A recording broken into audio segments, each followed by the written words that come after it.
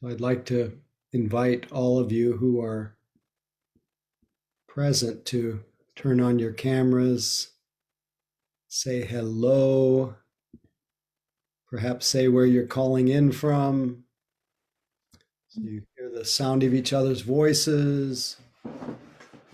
Maybe we'll wait 10 seconds. It looks like people are popping on.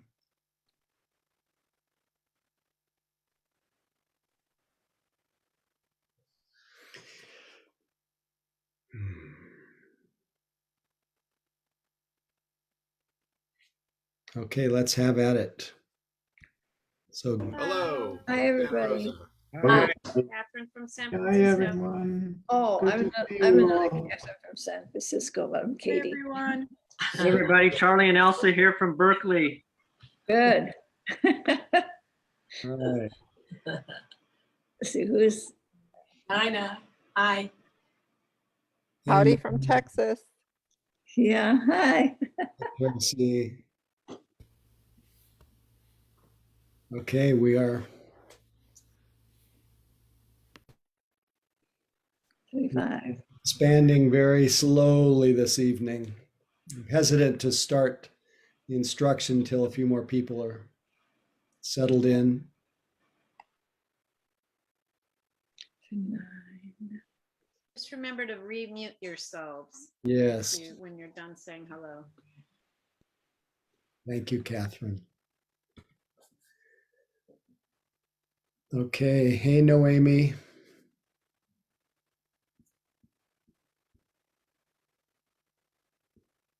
Okay, it seems like a good time to begin. Anytime we can practice together is a good time to begin. And perhaps the first place to acknowledge is that you have arrived here. You are not there, you are not then, you are here. And in acknowledging that you're here, you can also acknowledge that whatever has happened before is over. And whatever will, our dog is calling you here now.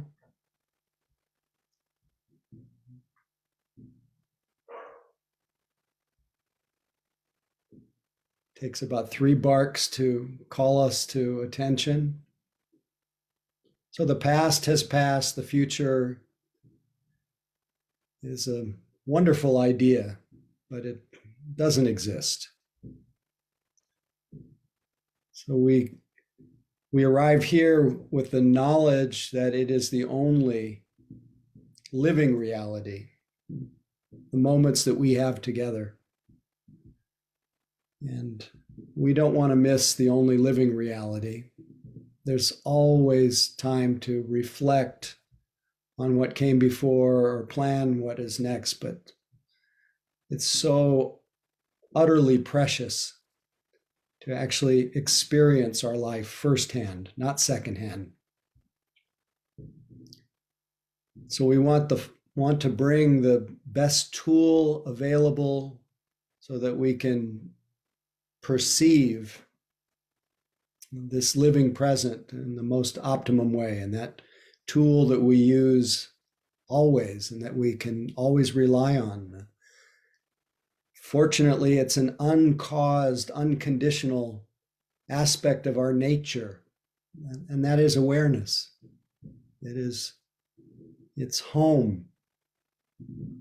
If you try to stop it, it's just there.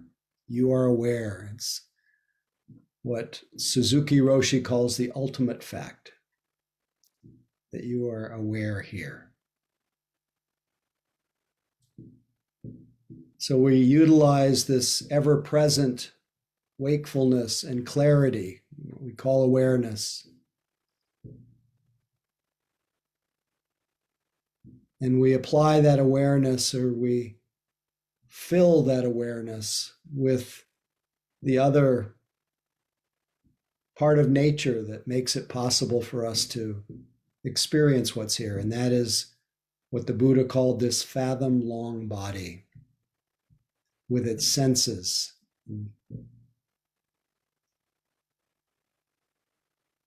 So we open all of our senses. We open our body. We let our body mingle with awareness. Let awareness saturate our bodies so that they are experienced as just one thing. No separation between awareness and body.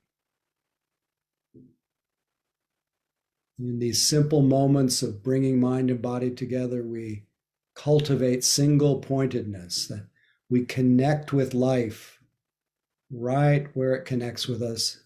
And in this way, we connect with everything. That's one pointedness. The word in Pali is ekagata, which means the one point that includes everything.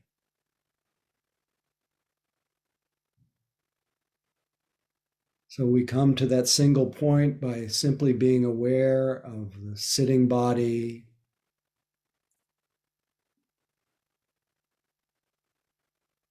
Could even think of it as the body being aware of itself.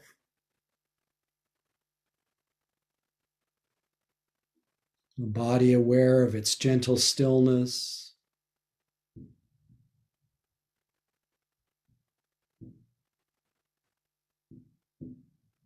The sensations of sitting.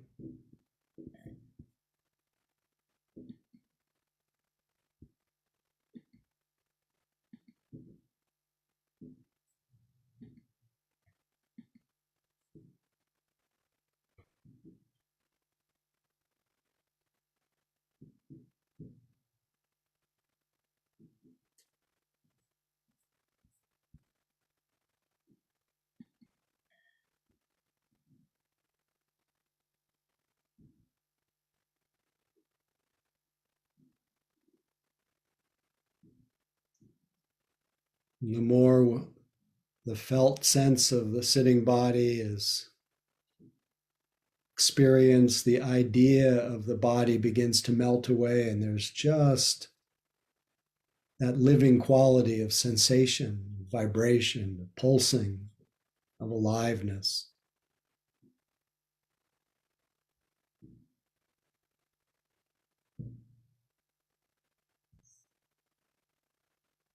And as we often do, we are then invited to feel, or we're called to the feeling that arises when our body breathes.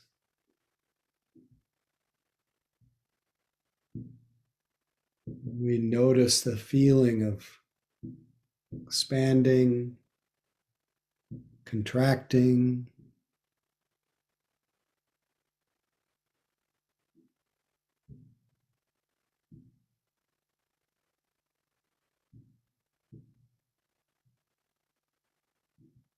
Settling into, sinking into the body's experience of its own breathing. Feeling it intimately without missing any part of it. Receiving and enjoying the body's in-breath, receiving and enjoying the body's out-breath.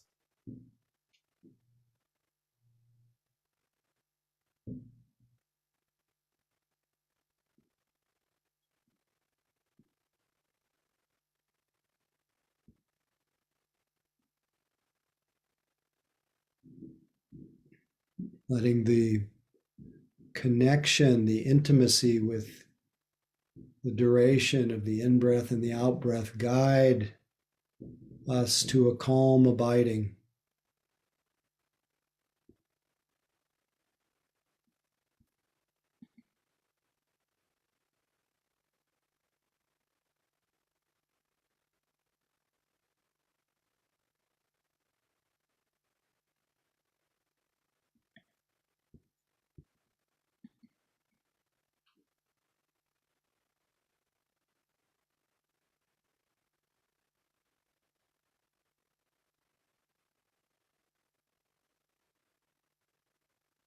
When sounds call our attention, we receive the sounds graciously. Let them appear and disappear. The same with moods, same with thoughts and images. We let everything come and go. And as we realize the Dharma, that everything changes, we cling to nothing. We take nothing personally. We see everything comes and goes by itself. Even moments of awareness come and go. None of it is personal. None of it is mine. None of it is me. Just changing conditions, just nature unfolding.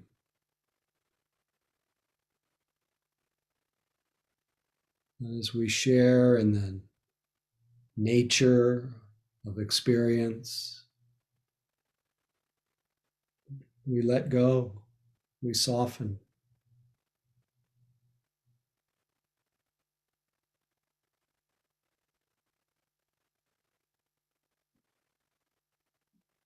Just this moment,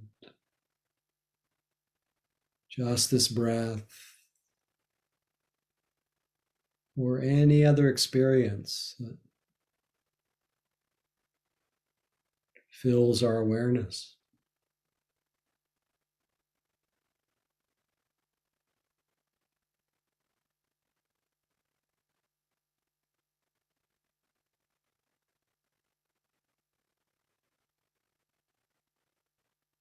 Awareness is sky-like and welcoming, impartial.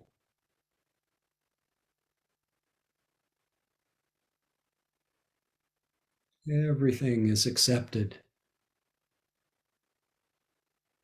If we're being aware, we are free of agendas, of problems to solve, of identities to become. We're just being the knowing.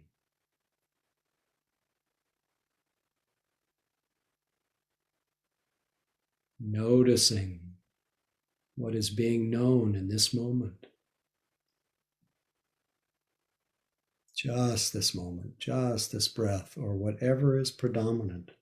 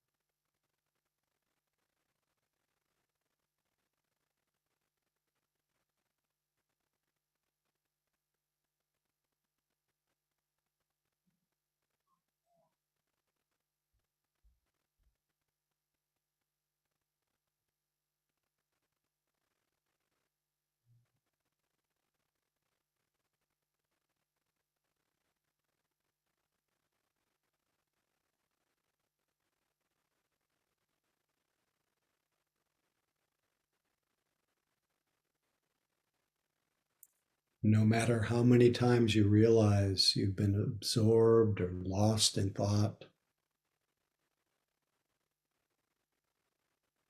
recognize this as a sign of mindfulness re-arising, waking up to where you are,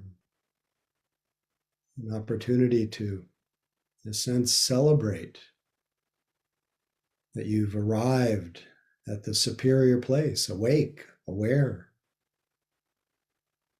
So when you wake up to where you are, don't look back, don't judge, don't condemn. Just appreciate that moment of mindfulness and use that opportunity to settle the attention back into this sitting body. It's just breathing away all by itself. Once again, we can enjoy the body's experience of its own nature. Bodies breathe. Just this moment, just this breath.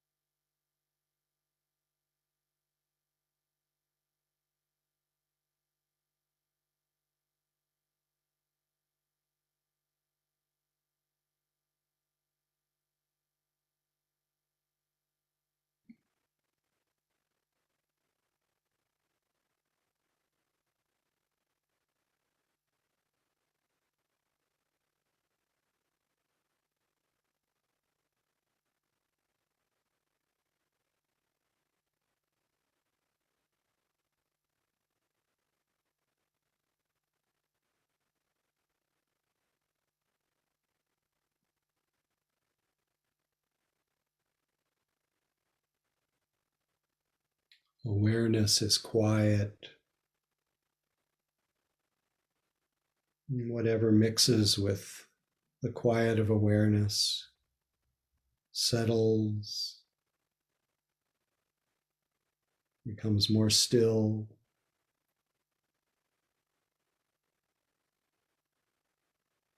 more soft, more relaxed.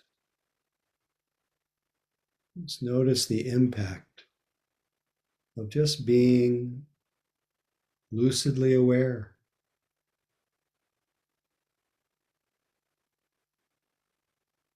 Not something we're doing, it's just a state of being aware. Notice how the body is calm, mind is calmed. The thoughts tend to be a little quieter or much more easily known.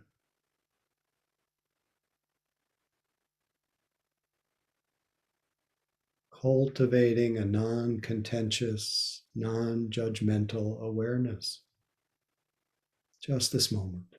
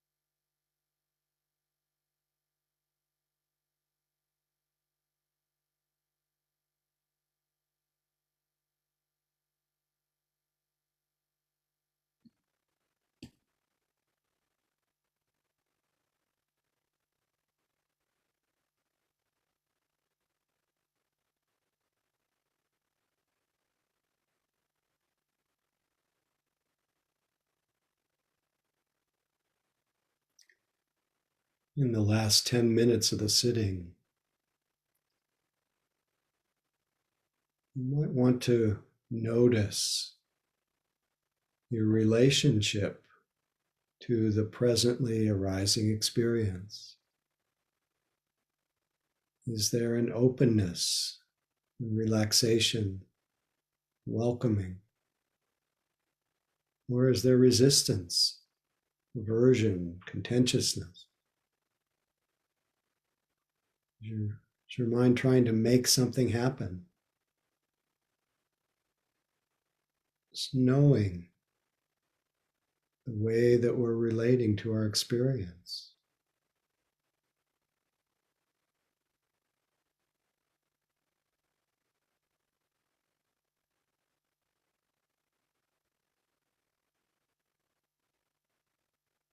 Just this moment, just what's here, and just how you're relating to it.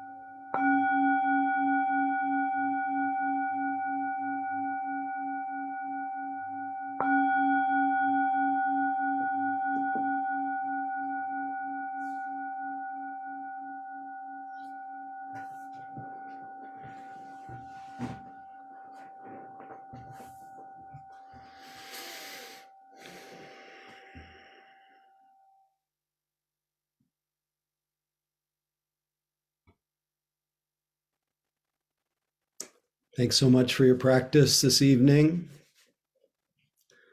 Thanks for continuing to show up and support each other. Know the pull of the world as it starts to open up a little bit more. And just the fact that we're still meeting, still coming together, warms my heart, and appreciate all of you inviting us into your sitting spaces, living rooms, offices, et cetera, et cetera. Also, thanks for giving me the opportunity to remember what I need to remember. It was really nice feeling that sense of the unconditioned quality of awareness that's just there for us. And when it's just being aware and the body mingles with that, it's almost inevitable that something in us quiets. And it only takes a moment, really.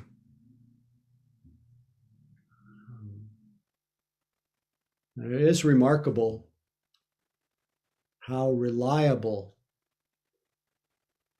just short periods of practice are at calming the nervous system, at returning us to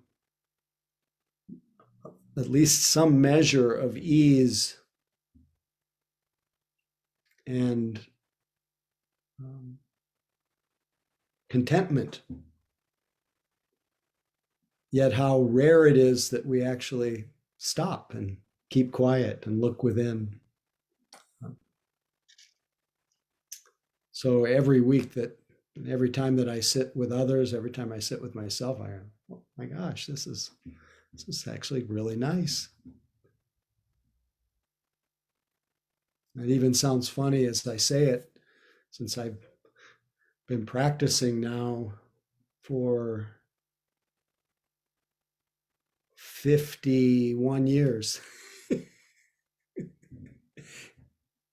fact, interestingly enough, I happened to be at my mother's home in Tucson, Arizona, and I have a niece who is a freshman at the University of Arizona, and her dormitory is next door to my freshman and college dorm. And I went by my dorm, which I lived in 51 years ago, or 50 years ago, whatever it is. And so circle around the wheel. But even with 50 years of practice, the awareness through which I am perceiving, through which you are perceiving, remains unaltered. That same awareness has followed me and through aging, through everything, ups, downs, all arounds. It's really, truly the only reliable element of any of our lives is the very consciousness through which we're perceiving. It's so easy to miss the intrinsic stability of that aspect of our nature, what we call awareness, consciousness, Buddha nature. That's why every time that my scattered mind comes into the same neighborhood as awareness, becomes known in awareness, whatever that scatteredness is, whatever that chaos is, it starts to settle because awareness is always settled. It is the true ground. It has no limit to it. So it's just, one of my teachers said, true groundedness is spaciousness or spacious awareness. I mean, we talk about groundedness being embodied, and that is certainly the doorway, but there's something even more grounding than being embodied, and that's being aware. Anyway, just stray thoughts for a moment. I'm curious if there is anything that you noticed during the sitting this evening, any questions that you had about the instructions, anything that came up in your practice, or your practice in your life, hopefully not too theoretical, and remembering, as I mentioned each time, that any comment or question that you might have about practice will likely be of some use to someone else. So please feel free. And we use the raised hand function under reactions. And I always forget if there are other means of alerting. Catherine, if you can give me a hand. I know the raised hand function, but is there anything else? I'm not sure if there's anything other than the raised hand function. You could unmute and just start talking, but the raised hand function is nice. But either way is fine. Great. Are there any questions this evening? Comments, descriptions?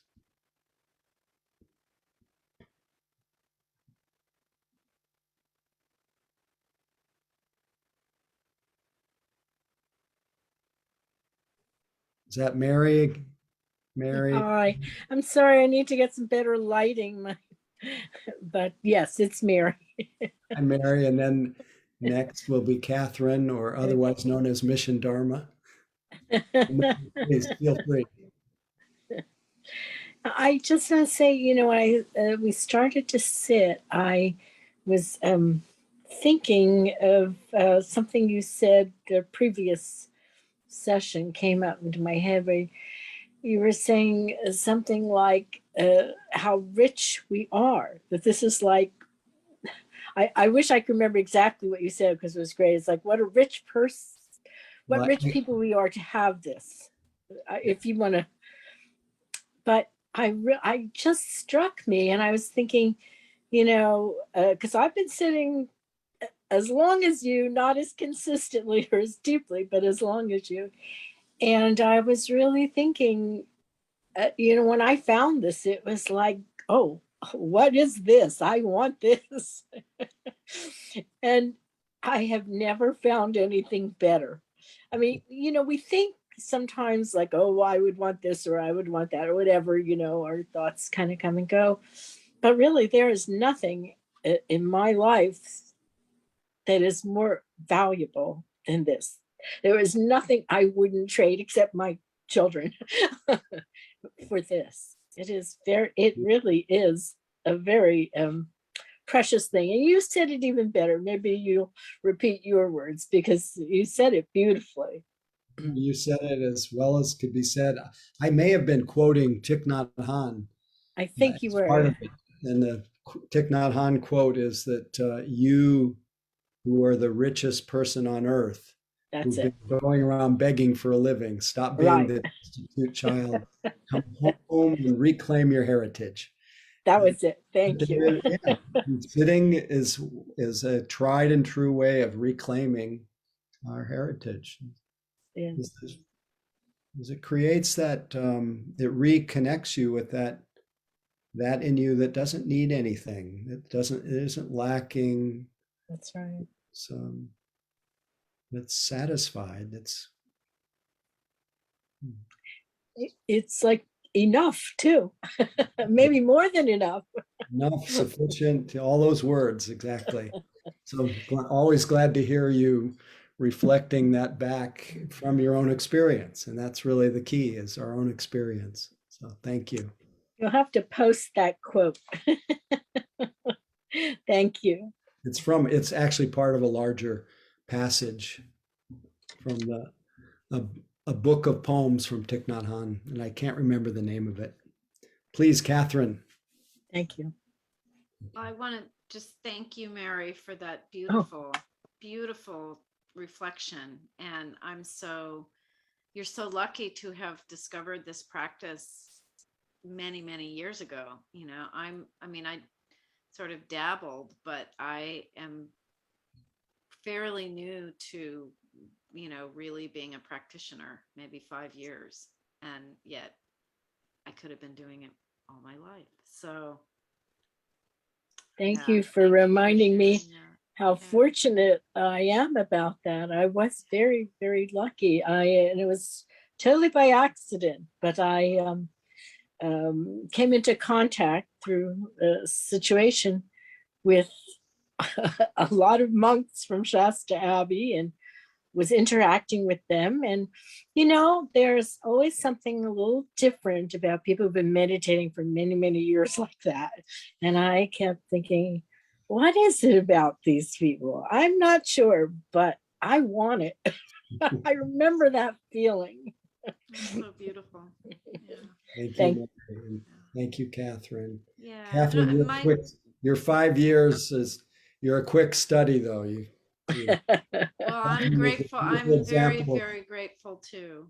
I just wanted to comment on the fact that I was feeling a lot of layers of emotion, and the sit and the length of the sit really enabled me to get down beneath the layers, to figure out what was really going on. And at the beginning you were talking about whether to ask whether you're in a contentious relationship with what's going on or not. And I had that word in my head, contentious, because it's one of your favorite words. And I heard it in my head, and then you said it, and I was like, I am in like I just was not wanting to feel some very difficult feelings. Mm, And to recognize that resistance and to go below and start feeling, like resistance to feeling, and that becomes a layer over the emotion, and then coming down to the feelings, and then coming down to what is it I'm really needing. Because I'm in a class, a 12-week class with Orange Sofer on mindful communication, and one of the part we're doing now is about mindfulness of emotions. And I just found your guidance during the sit and the length of the sit really helpful for thank you. just going beneath and really actually connecting with the core of what's happening. Great. Well, you sound like you're from Central Casting, because what I actually had in mind tonight was to speak about relationship, and about how everything is the amount, whether or not we drop or settle, depending whether or not we suffer, depends on our relationship, how we are relating to our presently arising experience. And there are many ways that relating to our experience, there are ways that if we relate to our experience in a contentious way, or in a greedy way, or in a needy way, or in a reactive way, it makes it very difficult for us to settle, to relax, and to even have the conditions where some kind of underlying emotion will arise. I know that you were describing just being present, but it could sound, in the way that you were describing, like you were digging into layers. And mindfulness doesn't dig into layers. Mindfulness just keeps knowing what's there, and the layers emerge. Because I have a feeling, you weren't Looking, I wasn't look looking, but I exactly. was aware of my resistance. Exactly. And And that's it. And so I just wanted to clarify for everyone that all of that discovery is something that happens organically. It emerges not from making it happen through digging, but just through showing up Mhm. and seeing what is the state of the mind that's knowing right now. Is it tight? Is it resistant? Is it wanting something that's not here? Is it relaxed and open? Yeah. And then what's my relationship to everything that's happening? Mhm. Yeah. So thank you for bringing that in. Yeah, there was one more Yeah, question. Misha had her hand up. Don't go away, Misha. It's all yours. Huh? Hi, Misha, are you thanks, still? Howie. Oh, good. Yeah, I was just going to offer the name of the possible book of Thich Nhat Hanh's, which I dropped in the chat. Call Me by My True Names. Great. I know that's a book of his poetry. I don't know if he has more, if there's more than one or not. No, I think that's the one, and it's the one that has that beautiful poem called entitled "Call Me by My True Names," which is about the awakening of the compassionate heart. So, highly recommend that for anyone who hasn't read it. Yeah, and I'm just really glad to catch you tonight in the Sangha tonight. I completely forgot that with daylight savings time, I'm in a different time zone than you all now. So as I was driving home from taking care of medical necessities, I'm like, okay, I'm with everyone in spirit, and then I drove up and I'm like, okay, I'll catch the last few minutes of the Dharma talk. And then it was like, everyone's sitting, woohoo. So it was really neat to practice, feeling part of the Sangha, even if I wasn't present Zoom wise. And in the actual time, literal same time, but I was practicing being present in my body, sensing my body, being present to the road. And so I felt like, this is how to practice. It's just like, be here now. That's right. There you go. It's very portable. Thanks. Thank you. Well, let's take a little sacred pause for a moment and digest different comments and questions. And maybe we'll save the announcements to the end this evening, if that's okay, Catherine, unless you were. Sure. I've dropped pretty much all the announcements into the chat. I'm all happy to do them out loud at the end of the talk as well. That might be good since some people don't go course. to the chat.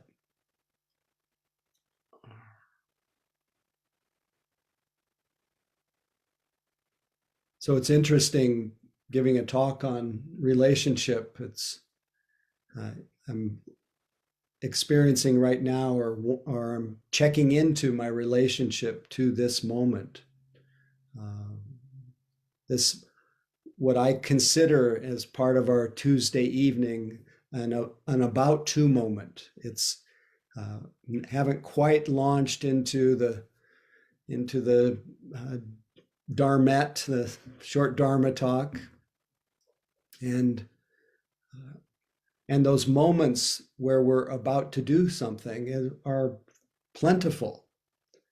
And it is true that any moment, any about to moment, any moment that's before something begins is a moment of entering into the unknown. And I clearly don't know how this will go. I never know how it will go. Never know exactly what I'm going to say. And this is an opportunity either to relate to that about to moment with some tension or anxiety or fear or wonder or curiosity, openness. One The more reactive way of meeting this about to moment will create some distress. The more open way of meeting this moment creates excitement, just much more. The ease that is available is less disturbed by just knowing. I don't know what will happen, and let's see what happens. So you can see that our relationship to every moment is either one that will bring stress or will bring ease. And as far as the relationship, it seems like everything in our life revolves around what our relationship is.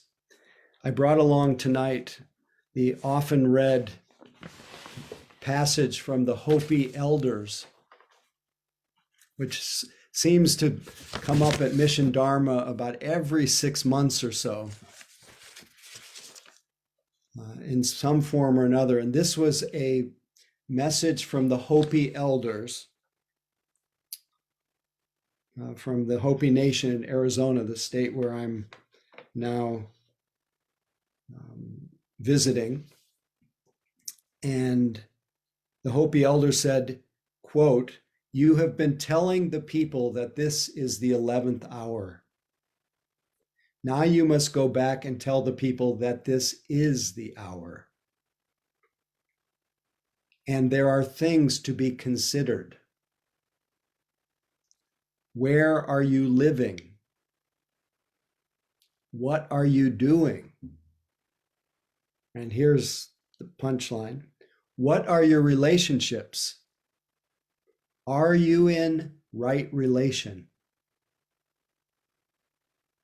Then he goes on to talk about the environment. Where is your water? Know your garden. It's time to speak your truth. Create your community. Be good to each other. And do not look outside yourself for the teacher, for the leader. This could be a good time. There is a river flowing now very fast. It is so great and swift that there are those who will be afraid. They will try to hold on to the shore. They will feel that they are being torn apart, and they will suffer greatly. No, the river has its destination. The elders say we must let go of the shore, push off into the middle of the river, keep our eyes open and our heads above the water. See who is in there with you and celebrate. At this time in history, we are to take nothing personally, least of all ourselves. For the moment that we do, our spiritual growth and journey come to a halt. The time of the lone wolf is over. Gather yourselves. Banish the word struggle from your attitude and your vocabulary. All that you do now must be done in a sacred manner and in celebration. We are the ones we've been waiting for. Again, the elders from the Hopi Nation. But one of the first questions he asks, what are your relationships? Are you in right relation? So I brought along a list tonight. I compiled a list of the various relationships that we have as human beings. And for each of us to ask the open question, what is my relationship to this element of my life? One that came to me during the sitting tonight, and I couldn't remember who I was talking to about this, was what's my relationship to stress and suffering? What's my relationship to bearing witness to intense suffering? part of functioning in the role that I have over the years is that I've had the great good fortune of meeting people in high levels of distress, both physical distress, emotional distress, mental distress. And I was telling someone that when I started to lead classes and retreats back in the mid 1980s, I was leading a sitting group in San Francisco in the Castro district where my co-teacher, Sharda Rogel, was living. And we started the group in her living room, the first insight meditation group in San Francisco. And on, I think it was the first evening, someone walked up the stairway to come to the sitting group who was quite physically disabled, quite disfigured from all of the physical suffering that she had experienced. And the moment I saw her walk toward the front door, my mind, I felt this wave of fear.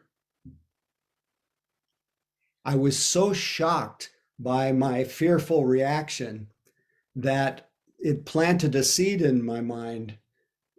And I didn't necessarily do all of it. This didn't happen so consciously, but somehow that moment of meeting suffering with fear, it became the cause of turning toward suffering. And it's interesting now when I look back, basically 35 years later, now when something comes to me that is of a measure of suffering,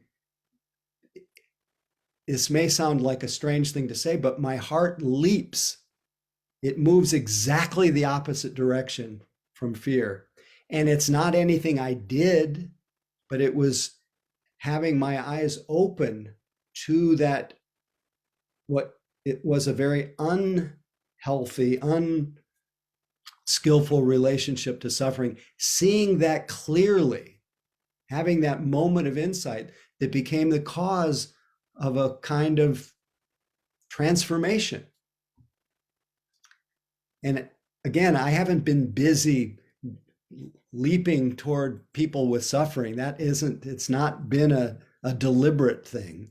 It's something that has just happened through having that insight. Like, I think that whatever insights you had tonight, whatever you see really clearly becomes a cause and condition for letting go, for opening towards some more wholesome way of being with experience. So I was thinking about relationship to suffering, and you might even think, what is your relationship to your own sufferings and stresses and things that are hard to bear? Do you turn toward it? Are you afraid of it? Do you hide away in fear and dullness? Do you distract yourself? And sometimes it's appropriate to distract ourselves, to resource in something else. But do you allow yourself to feel what is there? Your relationship to others. Do you relate to others with suspicion and fear? Do you relate to others do you see the good in others? The Dharma invites us to incline towards seeing the good, to seeing the wholesome, and seeing that everyone has the seed of the wholesome. And not to just focus on people's defilements or bad habits, but seeing the essential goodness, the essential okayness in each person, even those who, through their greed or their hatred or their ignorance, cause themselves and others harm.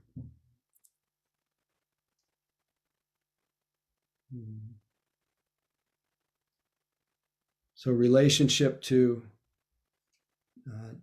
others, do you relate to others by what you can receive from others or get from others, or do you relate to others in a way that reflects on what you can offer to others?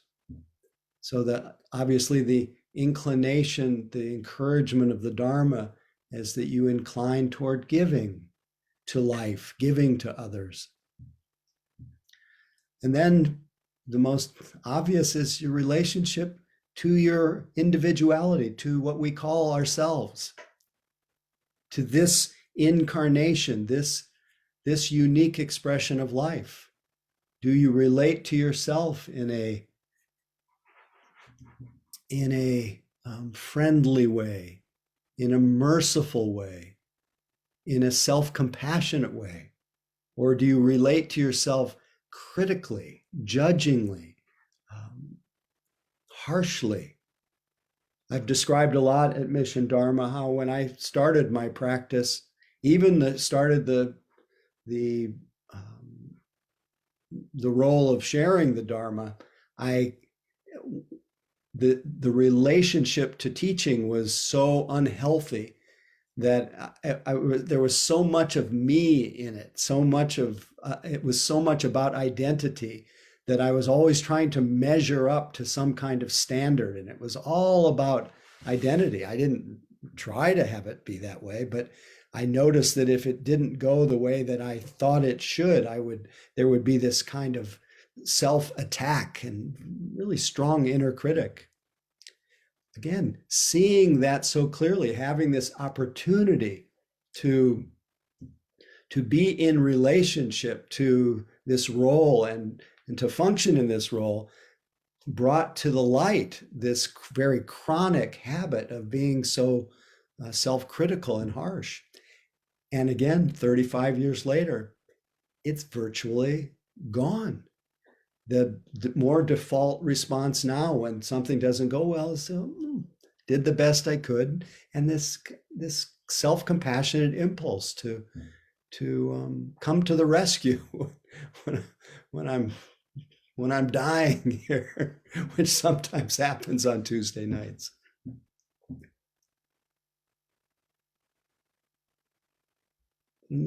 Perhaps a more profound relationship to ourselves is the view of ourselves. Are we viewing ourselves as the narrative of our life, as the story, or are we viewing ourselves as this kind of living expression? The richest person that Mary was talking about, the richest person on earth, the person that has the right to be here. Why? Because you are, that life made you, and that sense of you as you are, it doesn't need, as I often say, it doesn't need justification. It doesn't need defending. You're not just a problem that needs to be solved. You're this expression of life that's beautiful. That you're not a story of lack.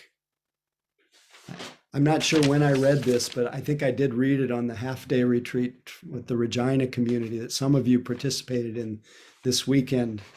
But this was from Byron Katie, where she said, there is no story that is you or that leads to you. Every story leads away from you. You are what exists before all stories. You are what remains when the story is understood. So when you relate to yourself, do you relate to yourself as this story of lack, or this story of somebody who's zooming through time? Or do you relate to yourself as this immediate living expression of life. But just to notice that, what is your relationship to how are you relating to yourself? How are you relating to the fact that you are alive? Relationship to life. The Buddha was really keen on noticing our relationship to this life, because he said he highlighted the fact that every one of us who is born dies. Everyone who is healthy gets sick. Everyone who is young gets old if they're lucky.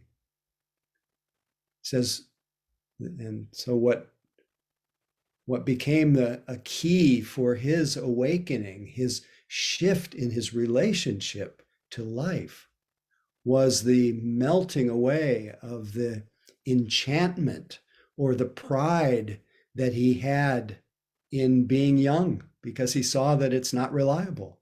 The pride and enchantment that he had with being healthy, because he saw that even that is not such a reliable refuge.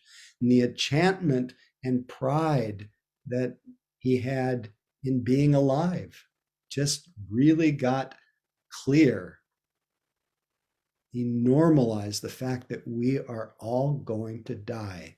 It is an inevitable definition of birth, leading cause of death. What is your relationship to life? The three prides.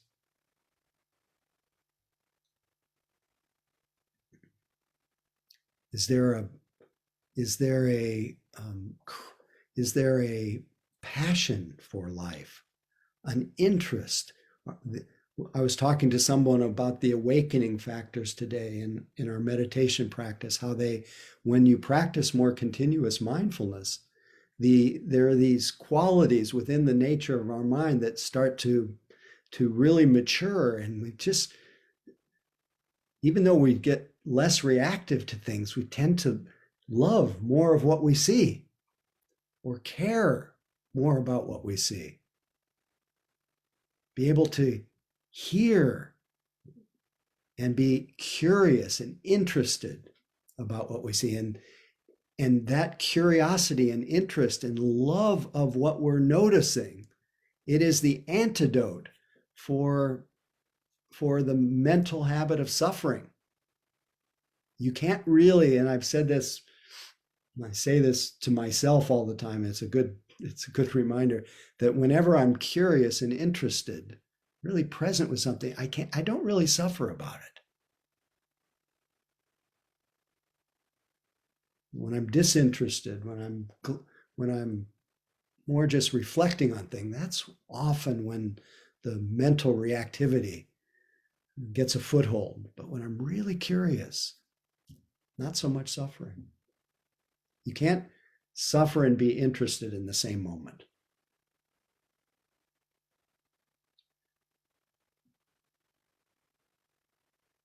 So if you don't have a passion for life and what's happening in the present moment, it's important to see that. It's important to see whether there is a desire for non-becoming, a desire to get away from things, to distract ourselves, to hide away. That is an effective strategy for moments, but it's not a very good lifestyle. And the same with sleep, excessive desire to sleep, to check out. It's an understandable impulse when the sankhara dukkha, the dukkha of conditionings, the suffering that comes from just having to deal with so much. Sometimes it gets overwhelming. We want to shut everything down. It's understandable reaction sometimes. Not a very wise lifestyle. Hasn't made anybody happy. So we want to notice, what's our relationship to our life, this life that we have. Our relationship to the world. I nowadays, with so many issues in the world, so many painful things, there is a tendency to have a very just hopeless, outraged, angry, heartbreak, so many different reactions to the world. And very easy to then frame the world in our mind as a terrible place. And you can make a good case. But I recently read again, and I'll read it tonight, and some of you who were on the weekend heard this, but Howard Zinn, the person who wrote the People's History of the United States, or I think it's the United States or the world or something, whose grandson is a Spirit Rock teacher and whose son-in-law is John Kabat-Zinn, the great proliferator of mindfulness-based stress reduction. Howard Zinn said, to be hopeful in bad times is not just to be foolishly romantic. It's based on the fact that human history is a history not only of cruelty, but also of compassion, sacrifice, courage, and kindness. What we choose to emphasize in this complex history will determine our lives. If we see only the worst, it destroys our capacity to do something. If we remember those times and places, and there are so many where people have behaved magnificently, this gives us the energy to act and at least the possibility of sending this spinning top of a world in a different direction. And if we do act in however small a way, we don't have to wait for some grand utopian future.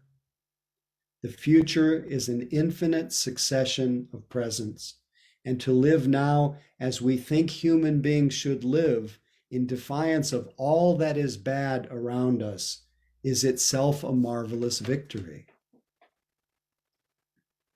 Now, what is our relationship to this world? Just keep opening to what is the truth in your experience. What is your relationship to the present moment?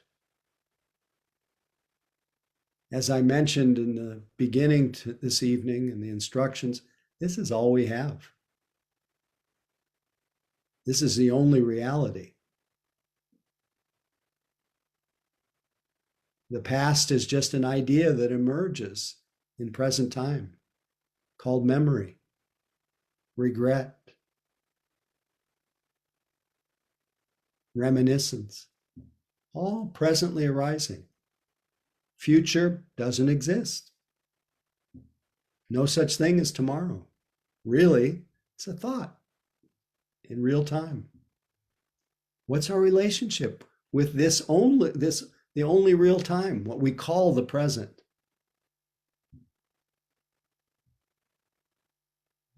Beautiful work by Eckhart Tolle about our relationship with the present moment. He said we tend to turn it into three kinds of relationship. It's all about relationship. Everything's about relationship. How are you relating to this talk right now? Just know how that is. Make it be, maybe, wow, maybe whatever. Just notice, what's my relationship? But he says, in terms of the present moment, there's three things that have the effect of losing touch with the only reality there is. And one is turning the present into just a means to an end, a pass through on our way to something else.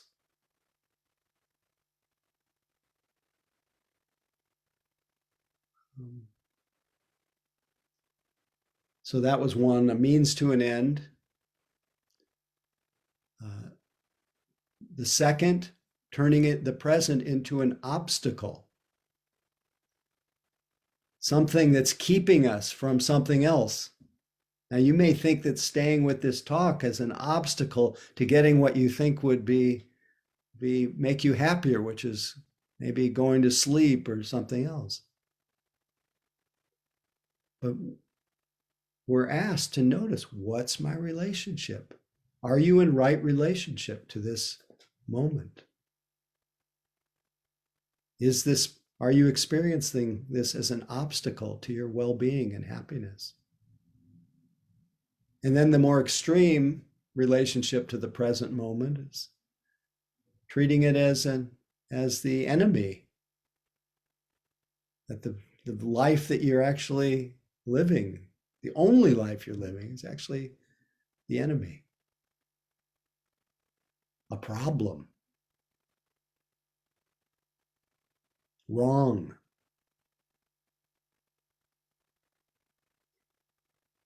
So since I mentioned the imagined past and the imagined future, what is your relationship to what are called the three times: past, present, and future? Are you like the Hafez poem where he says, what do people who are sad have in common? It seems they have all built a shrine to the past and often go there to do a strange wail and worship. It says, what's the beginning of happiness? It's to stop being so religious like that. Now, have you built a shrine to the past? Do you dwell in the past? There's someone in my family orbit who can just wax poetic about the past.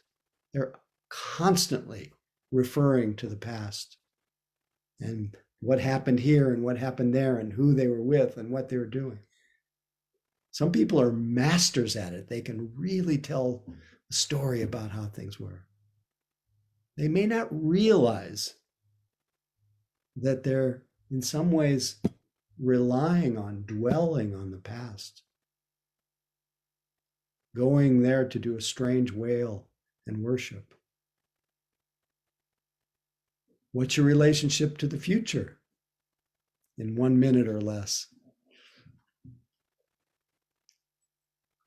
Is it one of anxiety and worry? Do you go to the future and do a strange wail and worry? Again, future doesn't exist, but it gets created in our mind, and then we freak out about it. Or get excited. But do you associate your well-being with this imaginary place? And are you in a sense of waiting to be happy at some other time in the future? Or are you understanding that the future is an idea, a place for aspiration, for visioning, for planning, for planting wholesome seeds? But knowing that your relationship to the unfolding present is paramount. If you can't find happiness here, you can't find it anywhere. So relationship to the present moment, relationship to time, relationship to the different sense experiences. I'll maybe turn this into a 2 or 3 week conversation on relationship. Anyway, thank you for allowing me to be in the relationship, in the role of being the one who leads the group this evening. And that just leaves me with the question, what is your relationship to your roles, to your identities, do you cling to your identities? Do you cling to the identity of your gender, of your sexual orientation, to your political views, to your roles, to your history? All of these identities, what's your relationship? May we all hold all of our relationships with a light touch, with goodwill, with love, and a sense of humor. Just have fun with it. Have fun with present moment. Have fun with the future. Have fun with the past. Have fun with, if you can, even with this painful world, to take delight where you can, to stay awake. Yeah, may we all be liberated from our unhealthy relationships to everything. Anyway, thanks for listening. It's just to